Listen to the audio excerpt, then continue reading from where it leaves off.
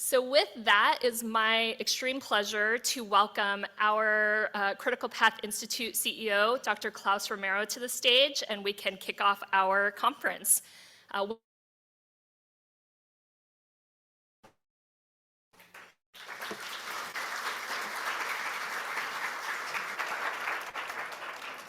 Okay, thanks everyone for coming. This is one of the most exciting times in my career to see this gathering all coming together to connect the dots, because that's what we're going to do for the next 3 days. The main topic of this event is to do precisely that, to bring everyone together and connect dots and make the unseen seen. The learnings that therapeutic areas in type 1 diabetes prevention, how those were instrumental in translating those learnings into areas of neurology drug development, and how rare diseases of the kidney helped advance some imaging markers for the brain. You'll see all that playing out, but more importantly, you're going to hear the voice of the people with the lived experiences, sharing with us why that matters to everyone. Because at the end of the day, it's that passion that brings together the expertise with a vision. I remember, so this year, 2024, marks the 20th anniversary of the Critical Path Initiative document from the agency, from FDA. That document, even in its original form, is absolutely visionary, and it's 20 years old, where the agency came out publicly to the world and said, we have the mission to regulate the products, industry has the mission to develop the products, who has the mission to make the process efficient? Can't be just the agency, can't be individual companies, so why don't we set up public-private partnerships to accelerate the process? And that's why the Critical Path Institute was created, to put a meaningful C in collaboration and accelerate drug development through the coming together that is exemplified today. So, we have 5 core competencies that are at your service. Everything data, everything complex analytics, everything biomarkers, everything clinical outcome assessments, and regulatory science.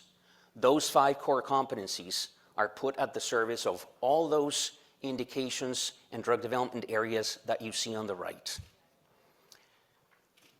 And we bring everyone together, the deep expertise in every disease and indication that our colleagues from industry bring, our colleagues from academia, and the regulators in each one of these spaces. And that's why we're here today. Because it's through these collaborative solutions that we've been able to transform multiple paradigms for drug development. And you see how the collaboration that you lead and that you drive and the solutions that you oversee in building to address unmet needs bring transformation. And there's going to be an announcement in the next panel about the latest regulatory milestone from your collaborations, and that is in Parkinson's disease. The press release just came out from the Michael J. Fox Foundation. The FDA issued a letter of support for alpha-synuclein as an enrichment biomarker that can help transform the identification of individuals for clinical trials early in the disease stage for not just Parkinson's disease, but related disorders that have the same mechanism of biology. You're going to see that play out in the panel that my good friend Diane is going to lead, but it is the transformation that you guys drive. These are your consortia, these are your collaborations.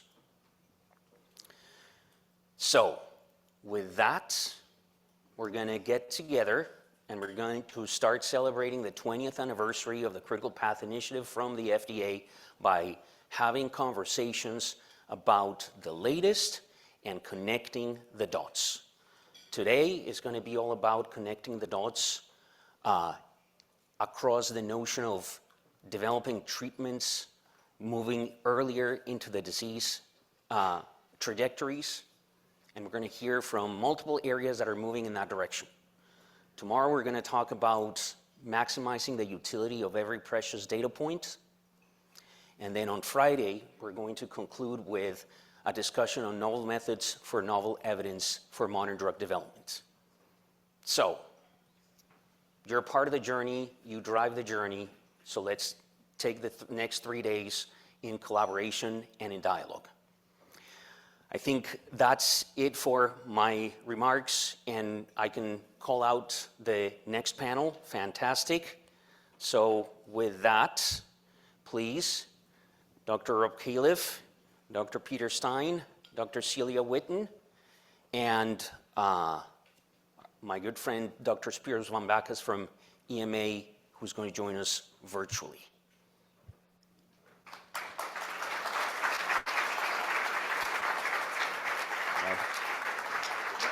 Good to see you.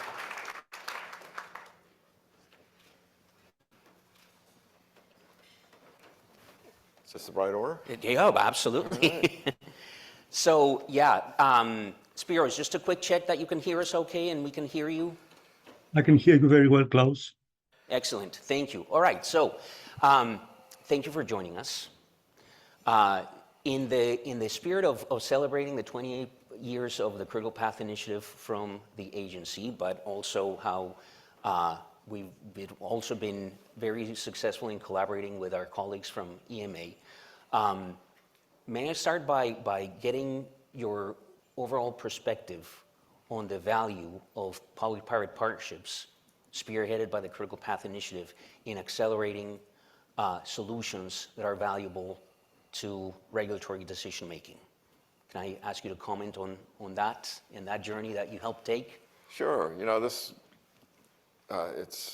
really interesting. I ran into Ray Woosley's daughter, who's doing communications for you, who it brought back a lot of memories. For me, this goes way back to the Centers for Education and Research and Therapeutics. It was funded by AHRQ, which is where I met Ray. And that was an early focus really on pharmacoepidemiology as a fundamental issue that called for a public-private partnership because there was a real need to generate evidence from practice. And also, those were the early days of understanding the fundamental methods of observational causal inference, which I would say we're still struggling with, but the consortium that arose there, I think, really helped germinate the concept of the Critical Path Institute. And of course, Janet Woodcock was very involved with that also. And I would just say, you know, there's a whole list of achievements from this particular public-private partnership.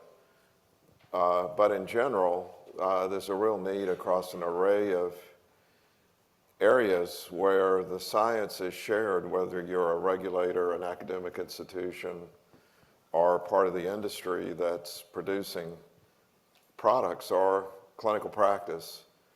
You know, the easy term I always liked was pre-competitive because that sort of sets it apart. But there are many, many areas that can't be solved by oneself. A lot of work to do. Also, point out, this is a tricky business for regulators. And so I think part of the Critical Path Initiative and the Critical Path Institute has been the development of the methods and the playbook. Because on the one hand, as regulators, we're collaborating with the entities that we're regulating. On the other hand, there are regulatory decisions to be made, and those really need to be kept apart. And that's not easy. So I think it's achievement. A lot of factors involved, but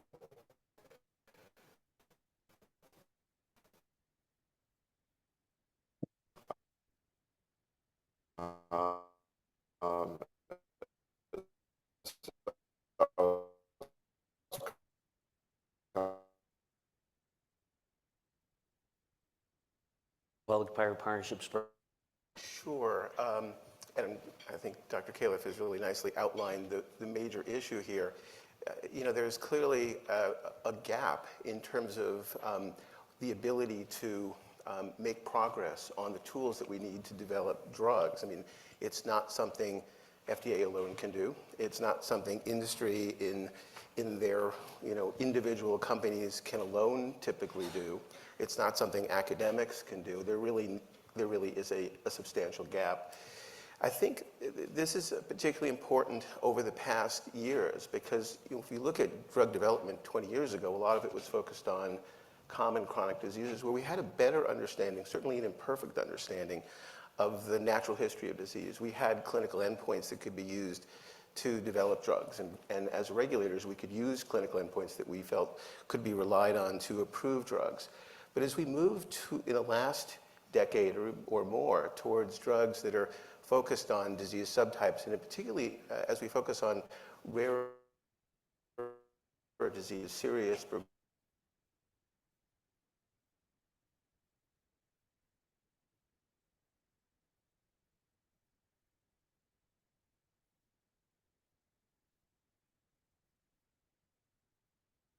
these gaps really require someone to come together to fill them in.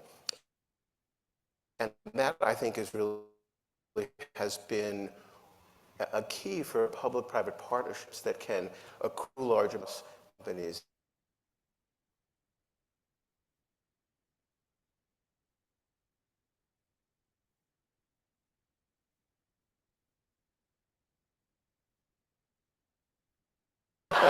It was all being planned that way. I'm going to turn it back to Dr. Califf for his comments.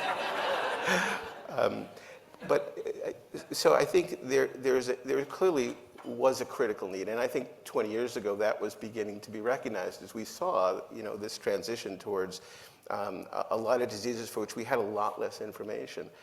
Now, I think the progress that's been seen through these public-private partnerships has been impressive. We're seeing, as you showed in your slide, the outcomes of diseases where we now have therapies that are related to the learnings, drug development tools, the natural history understanding that have evolved out of public-private partnerships.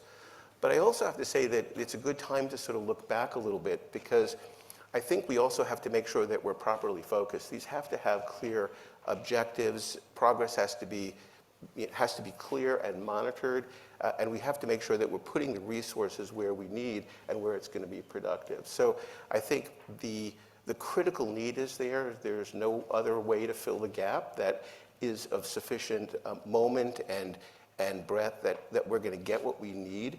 But at the same time, the effort and the focus have to be clear, objectives have to be clear, and metrics and progress has to be assured so that we're making sure the resources are properly used. Fantastic. So, Dr. Witten, with CBER, there's a lot of excitement and a lot of nascent collaborations, and you're seeing them grow in an area where there's going to be a lot of modern development and a lot of innovation. Do you care to comment on how you see the value of public-private partnerships helping out with those solutions? Yes, so first I'll just comment on, I think, CPAT's strengths in terms of public-private collaborations, which is, as Peter mentioned, we really need, many times some of the gaps can be filled in with larger data sets that aggregate data. And one of the things that CPAT does, and I've seen them do, is the strength isn't just in the data collection, but in the development of a focus on what kind of data analytics would be helpful or develop tools. And that's to Peter's point about making sure there's a focus for the collaboration. I think that's really important and something that I've seen as we initiated together with CEDAR one specific collaboration for CPAT, and I've been seeing that go along as part of the focus. And then there's just, since you asked a more general question, there's a lot of other kinds of public-private partnerships that we have that may have a different focus. One is I can't remember what all these acronyms stand for all the time, but there's the BGTC, Bespoke Gene Therapy Consortium, which is an FNIH consortium. And that's an example of where we're working with the community, and we're only one part of it, to try to standardize methods of AAV production and of testing, and to see whether that can be helpful to develop a product across rare diseases. And there's a ancillary focus of that group also, which is to share what a so-called regulatory playbook and share some of the learnings, not just from the development of the products to see how these tools can work across diseases, but to also share with the public and the development community their learnings from the regulatory pathway and regulatory experiences. So that would be an example of a partnership with a different kind of focus. And then we have a lot of standards collaborations. We stood up the so-called standards coordinating body, or actually ARM, Alliance for Regenerative Medicine, and NIST, with our support, stood this up, and it was to fill in this collaboration was a public-private partnership, and is, I should say, and is aimed at filling in the gaps for standards organizations where there are standards that could be developed, to try to encourage the community to identify those standards that would be useful and work on developing them. So I think public-private collaborations are really key. There's a lot of things that no company can do alone, or if they do, they're reinventing the wheel every single time. A lot of times data sharing is important, and like I say, in particular where there's a focus on development of tools and an understanding of what the community needs and wants, which is a value that CPATH provides. Excellent. Spiros, from your vantage point at EMA and the collaborations that we have initiated with the agency, can you share your perspective on the value that you see coming from public-private partnerships? Yes, definitely. Thank you. Until 20 years ago, we thought that regulators in Europe, EMA, are there to be involved in development of products and give opinion on products. As mentioned already in this panel, 20 years ago, the discussion started that we need to be involved to interact on the development of new products with developers. And in the beginning, I have to say that I was very skeptical whether our legals would allow us to give opinions on new methods, which are independent upon a product. But luckily, they said you can give a scientific opinion on anything associated with drug development. So we developed, as FDA also, the procedure to qualify new methods, qualification advice, and then when the method is qualified, the consortium can come and ask for an opinion of the agency that the method is now fit for use for regulatory purposes, for a specific context of use, of course. Coming now to CPATH, after this short, CPATH was the first consortium to develop with us, with EMA and with FDA, more than 15 years ago, this procedure, and to pilot the first qualification, which took place in 2009. And it was also a joint qualification with FDA. To make a long story short, in the 15 years between 2009 and today, the EMA issued 30 qualification opinions, qualified 30 new methods to be used. Out of these 30, CPATH has received 9 positive qualification opinions on a very diverse therapeutic area. It's not only the rare diseases. We need early tools in Parkinson's, as announced today also by FDA, early tools in Alzheimer's, early tools in multiple sclerosis. We need models for tuberculosis. And CPATH has developed methods in all these areas. As I said, 9 out of 30 are qualification opinions from CDER. To compare, we have 3 qualification opinions for the counterpart in Europe, the IMI, and the rest is all other companies together. So They're mentioning also on the areas, and the numbers shows the important role of CPATH also in Europe as a first stop, I would say, after the FDA towards becoming a global regulator. What I see in CPATH compared to other consortia of companies of public-private partnerships is the sustainability of the model. That is, CPATH has timetables which are scientifically sound. You cannot have a project which starts and finishes within 5 years and expect that it will deliver a method fit for use. CPATH has sustainable models, and I think that is a very important, among others, a characteristic of this consortium, which enables the success. I finish, not to take more of your time. Together with CPATH, we had agreed in the past that once a method reaches the stage of qualification, we need to publish the scientific assessment and the data, of course, pending any confidential issues, the scientific assessment and the data in the EMA website, accessible to everybody. And we started that with CPATH, and then other applicants consortia have also agreed to that. And I believe this is an important step where what CPATH and other consortia and big companies develop at a certain stage become accessible to a broader audience. We don't send a closed envelope to the developer only. It's on the EMA website. That's it from me. Thank you. Thanks, Spiros, and thanks. These were some really insightful perspectives. I want to build on what Spiros mentioned about the dissemination of information, because I know that that's an area very close to your heart.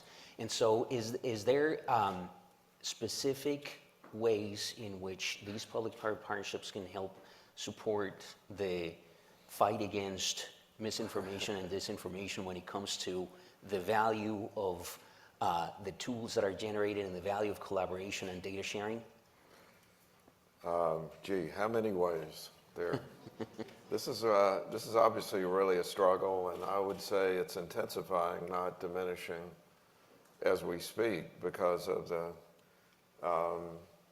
tremendous capability of the misinformation crowd to effectively use the internet in ways that I would say upstanding people wouldn't use. And so it is a struggle. I'd just point out a couple of things that have been on my mind over the weekend dealing with a couple of these issues. There's a tendency, very understandable, because I've been part of it my whole career, you're often racing on the latest new thing. And you're really excited about it, you're working on it, you want to talk about that. And we forget that most of the world is back here in the very basics. I mean, we're in an era right now where listing of adverse events is misinterpreted as a causal phenomenon, when there's no way that you can actually do that except in the case of rare idiosyncratic events. That takes me all the way back to certs, but I'm 100% sure we're losing ground in that regard right now. And so those of you who are experts in this field who may be thinking about much more rarefied issues have got to, at least I hope, will spend some of your energy educating everybody you know about the very basics, that just because something happens to a person doesn't mean that the treatment they got caused it. And there's been a long history of developing methods to sort that out. And if you don't pay attention to those methods, you can be deluded. I know that sounds really simple, but just look at what's in the press over the weekend, especially about vaccines, as the most important example right now, I think. But you could say the same, for example, for cholesterol-lowering drugs in my field. And we could go on and on from there. I also think it's important that while I'm actually a fan of shortcut vernacular used in scientific sessions, because you need to be able to speak to each other and not spend all day in long sentences and flowery paragraphs. On the other hand, everyone, I think, needs to brush up on the use of plain language in describing things in public fora. And then the third thing I'd mention, which is an important part of the work we're doing internally at FDA, we have to realize that we are all seen as experts. And while, at least my personal interpretation of what's in the surveys is as follows. This may not be correct, but it's the way I interpret it. If you ask a typical American, what do you think of this or that institution? There's just a general cynicism about large institutions, particularly federal agencies, but as I've learned, the same is increasingly holding for professional organizations and even universities to a large extent. And it's all part of this underlying culture of doubting that there really is such a thing as expertise, because I can do my own homework on the internet and get the answer for myself. But when people deal with us as individuals, there's actually a lot of respect. And I think the way that plays out in the medical profession, my natural home, is people have a lot of trust in their doctors, their nurses, their pharmacists.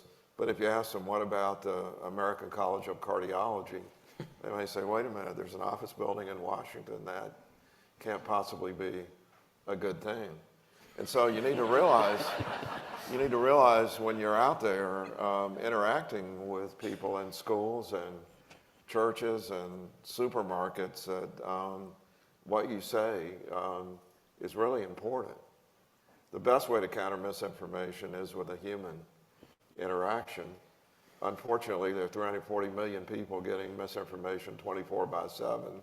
There are a limited number of experts, so our time is valuable and we need to conserve some of it to have these important human interactions.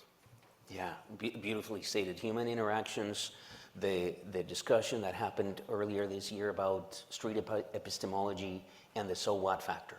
You're doing all that, and what does that mean to the most individuals that never heard of all the details about alpha-synuclein and biomarkers and pathophysiology, et cetera.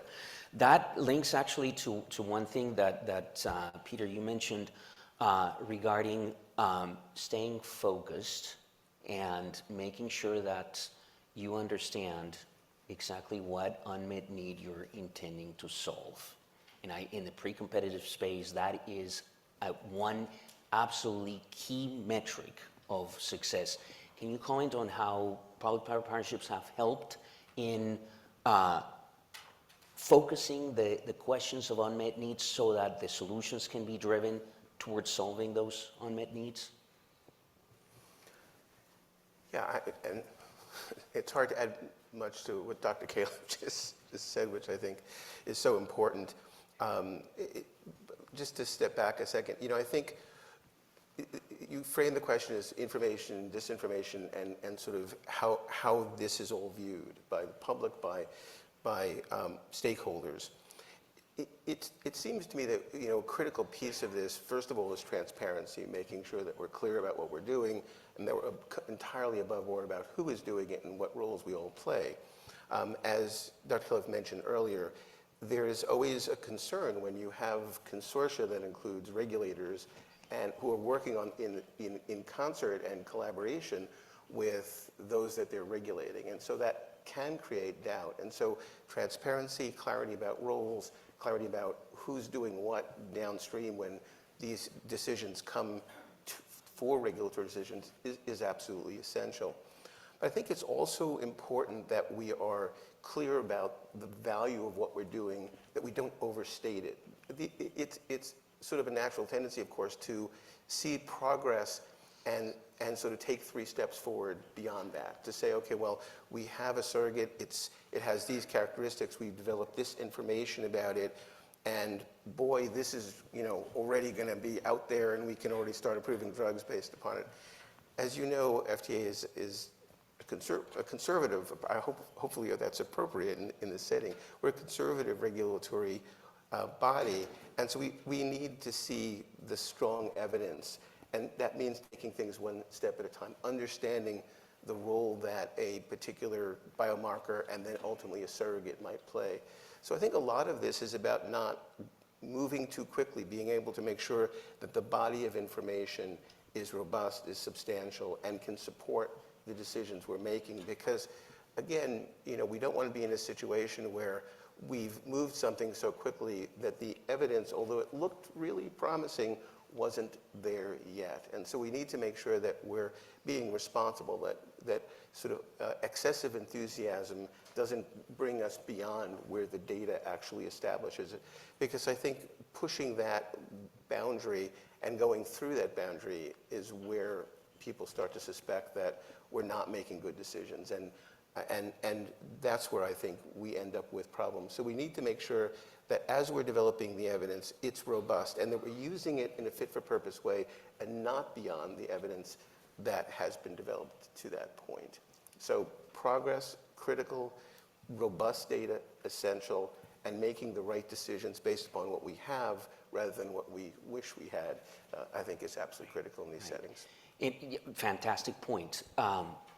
For everyone, you're going to see and hear the term context of use used a lot throughout the rest of the conference. That's a key component of the illustration of just that, making sure that you are able to describe exactly what the solution solves, but what's the evidence behind it, and make sure that you don't overstep or overhype the solution and the innovation. Just from our perspective, seeing things from the outside, one key thing that we observe is that regulatory scientists are very eager to collaborate and innovate, but that shouldn't be interpreted as we're on a mission to lower the bar of scientific rigor in clinical validity. We've seen how, in a public-private partnership setting, we can have that message distilled and understood. I will argue that we can do better in simplifying that message and making it more palatable for the general public. Yeah, let me just say, this is a good example because we're off talking about what's the difference between a biomarker and a validated surrogate, all that. A large part of the U.S. at very high levels of power is now just saying, why do we even need evidence in the first place? And so you would be well served to spend more of your energy explaining to people why we think there should be a bar. I personally think it's a really good thing there's a bar. If you look at the failure rate of drugs that start phase 1, it's still very high, meaning that Mother Nature is more complicated than our brains can configure right now. And so if we don't have a bar, we're going to have a lot of bad stuff on the market like it used to be. But people have forgotten about that, and there's a lot of noise out there about why bother with all this. Yeah, but that represents a call to action for the next 20 years of the Critical Path Initiative to make sure that that becomes also a key component of the effort. Celia, one thing that you mentioned also that links to the whole information question, it has to do with the notion of drug development based on mechanisms rather than on syndromic definitions of disease. And so on that front, and especially for CBER and cell and gene-based therapies and biologics in general, do you see that as an opportunity where public-private partnerships can bring together data across multiple diseases that may have rather different syndromic presentations but that have same underlying mechanisms, and start leveraging those data to figure those differences out to then bring some palatable message to the general public? That's a very complicated question. So I'm not exactly sure how to answer it, but I think downstream there may be, some way to look at that. But in the short term, I think people are really focused on looking at each individual disease and its mechanism and trying to, treat that. It could be that along the way, some of these tools like gene editing will allow there to be, a common mechanism of repairing something, irrespective of the specific cause. And in that case, that you could envision looking collectively at the results from from that repair across different mechanisms of the specific disease. So I think that is something that will be needed in the future. Right at this exact time, I think the question is more that there are these diseases that have different mechanisms that we may not even know about, that leads to, in part, explain the heterogeneity of the clinical course of the diseases. And understanding those from the data, the data as it stands, could be very important for current development. And so I think in that sense, what I'm really saying is there's a lot of these diseases where we don't have a detailed natural history study. We don't have really a full understanding of the role that these different mechanisms of the disease play in the natural history. And there's certainly a large number of diseases where a better understanding of that would help design the clinical trials targeting the specific disease and mechanism at this time that could be useful.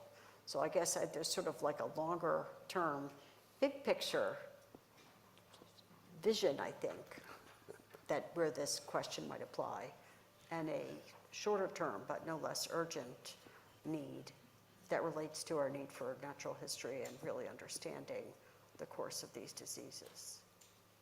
Fantastically answered. I knew you would be able to handle the complexity of that question.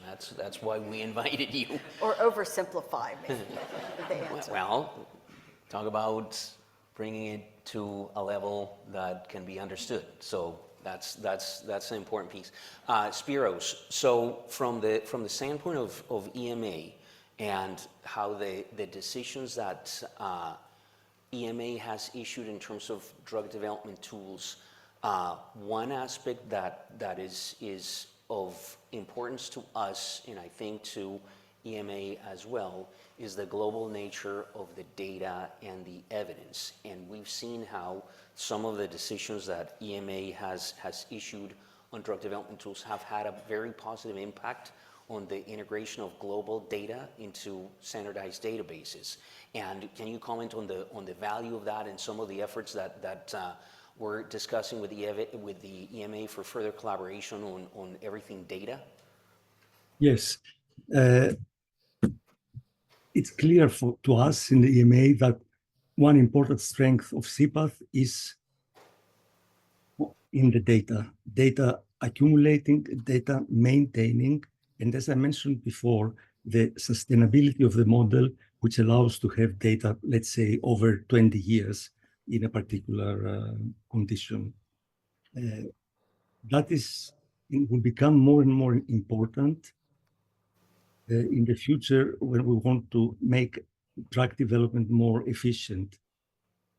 That will help us also understand, I think, that what is below the tip of the pyramid of a mechanism of action or a condition. The tip of the pyramid above the water is always different. But if we go towards the lower levels, towards the basis, which is naturally for a pyramid broader, then there is much more overlapping, both of conditions and of mechanisms of action. And to me, working towards there will help us understand why a particular drug with a certain mechanism of action can not only act in the specific condition which tip of the pyramid has this specific mechanism of action, but much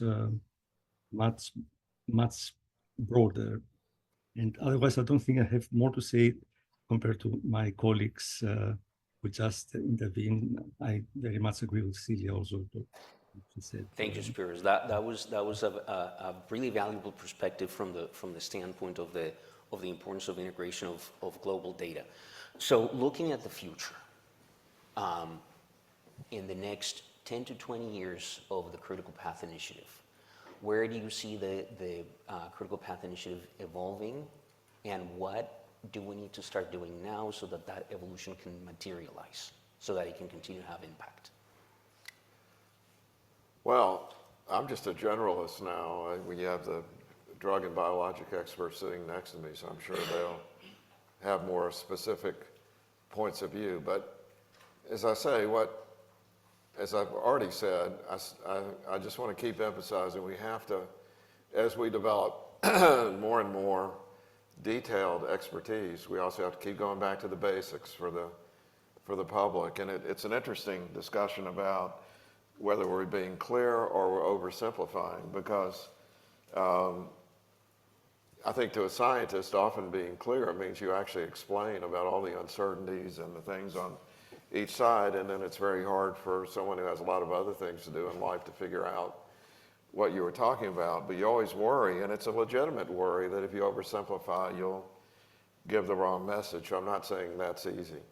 But going forward, I was just thinking, when you talked about the mechanism versus the disease manifestation, I was in a conversation over the weekend about an area that, to me, is going to bring a lot of this together in a way that I have no idea how it's going to all work out. But now that sequencing is becoming inexpensive and routine, and that the data forms in which it's stored, which used to be considered very highly complex, is in the process of being integrated into electronic health records, we're beginning to see, or at least I'm hearing, since I'm not practicing right now, an increasing number of infants who are having sequencing and finding genetic differences that are associated with significant disease manifestations. But because the actual clinical manifestation of the disease is a combination of, let's say, a single gene abnormality plus all of the modifying genes, these children are perfectly normal to if one had a pediatrician do an exam. And the question is, what do you do? At what stage do you intervene, knowing that any intervention carries risks for the lifetime, but not treating early if it's going to evolve into a clinical manifestation could be regrettable later. So there you have the sort of the very basic mechanism of genetic differences playing into the question of future clinical manifestations, and decisions need to be made. And I'm sure these guys are going to figure it out, but that's not currently my job. But I would think that there's the biggest need that I see now is not just the ability to store data, because we can do that now. It's how to integrate complex multidimensional data into forms that can inform decision-making about policy and about individual interventions. Because there's an extremely high risk that this kind of information can be misinterpreted, even by experts, because it's complicated and often occurs in a setting in which there's not an experimental design to clearly sort out what the intervention is doing and what's just happening as a manifestation of the complexity of all the different systems that are involved. And this doesn't stop with the internal biological characteristics of the individual. We now know, as a cardiologist, it's really interesting to see that environment is now considered the fourth biggest risk factor in cardiovascular disease. And so it's really the integration of all this information, which is now storable and readily available. So the question is, what are we going to do with it? To me, that's the big deal. Yeah, figuring out the source of variability and heterogeneity and uncertainty, which is going to be a topic for tomorrow's conversation. Peter, your vision for the next 10 to 20 years of the Critical Path Initiative. Well, I think I guess I would focus on sort of clarity of objectives as a critical success factor. In a sense, and just listening to Dr. Califf's comments in terms of the breadth of information that we potentially have and the new tools that we have to deal with it, machine learning, AI, the increasing this huge, massive volume of data. I mean, one could get distracted by trying to solve every problem. And I think one of the things that's absolutely critical, while it's critical to have multiple different stakeholders in this is not something that can be done without patient engagement, academics engagement, the regulators engagement, and the pharmaceutical industry's engagement. There may not always be alignment of perspective and need and objectives. And I think what's critical for success is to be sure that we're identifying areas where there is a critical need and where there is also alignment in terms of the objectives for that endeavor. So if we're going to develop a new working group, a new target that we're going to try to, or a new issue that we're going to try to solve for, we need to make sure that there's an alignment of what everyone's looking for. Do the regulators see a need? Sometimes you see things kicked off where we may feel like, well, we have the tools here reasonably. Is the incremental benefit worth, is the juice worth the squeeze in that area? Whereas over here, we don't know anything about the natural history. We don't understand the targets. We don't have the drug development tools. But there's enough information in the environment that those things can be solved for. That we're not starting at square zero. We've got some information out there that can be put together, pooled. There's been some trials. There's some information from natural history. There's data that can be put together, and with an appropriate plan, we can actually make progress. So I think clarity, alignment of the objectives that all of the different stakeholders have that are coming together, sufficiency of information that we can actually leverage to be able to make some progress, rather than starting from a place where there's just nothing to build on. And then also making clear what we're doing. Are we making the progress that we need to make? I think sometimes we see these things continuing, and they're not necessarily going in a direction that we had hoped when we started that they would be going. So I think also the firmness to say, it's time to stop this. Let's put our resources elsewhere, because there's so many things that we can be working on that we have to make sure that what we choose is areas that we can really make progress, and that we're monitoring that, and that we're seeing the value of this over time, that we're actually moving towards having, whether it's a surrogate or a better understanding of the natural history, or a DHT, or whatever the endeavor is aimed to develop, that we're actually making progress towards that we're getting there. I think what's critical is that we have focus and the strength to make those kinds of tough decisions when necessary, because this is so important. I mean, there are so many diseases where we do not know the natural history, where we don't have the right tools. We could do a little bit of everything, but I think success is about doing a lot of fewer things and making sure we're successful. Deeper focus, yeah. That's a really good point. Celia, your vision.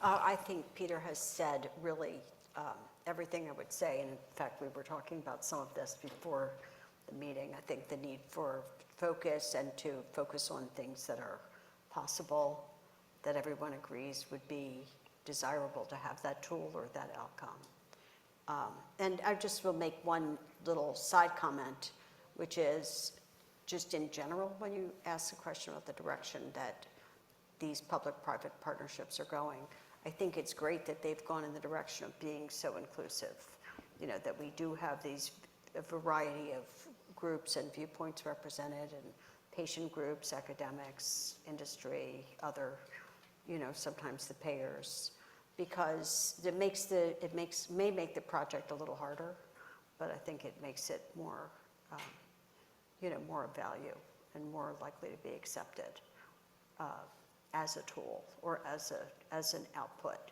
might be more likely to be used if it's designed in from the beginning to get this kind of input. But I completely would agree with everything Peter said. I think that's critical.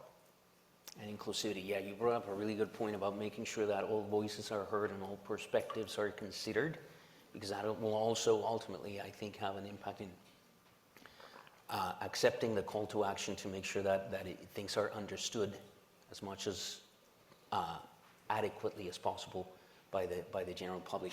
Spiros, to you, what's your vision for the next 10 to 20 years of public-private partnerships?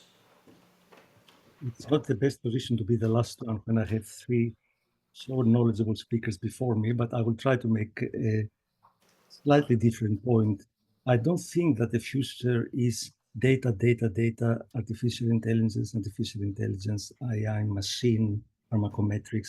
I think we need to, in the next 10, 20 years, to put the foot on the brake a little and think of the data and what they deliver in terms of very simple things, like what this data in this condition deliver in terms of inclusion criteria for a clinical trial, enrichment, what do they deliver as secondary endpoint, what do they deliver as primary endpoint, what do they deliver in drug development. I fear, but okay, I'm of a certain age, that today we focus too much on data, AI, and we forget, there is a risk that we don't put enough emphasis on the parts of drug development and changes which were and will remain for the foreseeable future the main aspects. And data and AI, without the human brain and basic knowledge of pharmacology, pathophysiology, and medicine, are not very useful. I see a lot of acrobatics with data which don't make any sense. We can use, so as I said, that said, I belong to the older generation. I want to see also what my younger colleagues are saying, but this is my observation. But that's a fantastic point, Spiros, to close on, because it's all about the question actually having an impact if you answer it, not just produce all kinds of sophisticated answers to questions that don't really matter that much. To your point about acrobatics with analytics, it's actually going to be one topic for the end of the session of the last session of today, and making sure that we can understand if those algorithms actually provide a meaningful answer or not. But you raised a point that is really important about simplicity, and a lot of times some really big questions are very elegantly simple, but need to be answered with a lot of data. And so what you need is the smartness in being able to integrate the data that matters to answer those questions. And if those questions actually get you the bank of the buck that you need, you can concentrate on those, to the point that Peter raised. Okay, so I think this is going to draw us to a close. I want to thank the panelists in person and Spiros remotely. This was a fantastic conversation. Thank you so much, and go Critical Path Initiative. All right.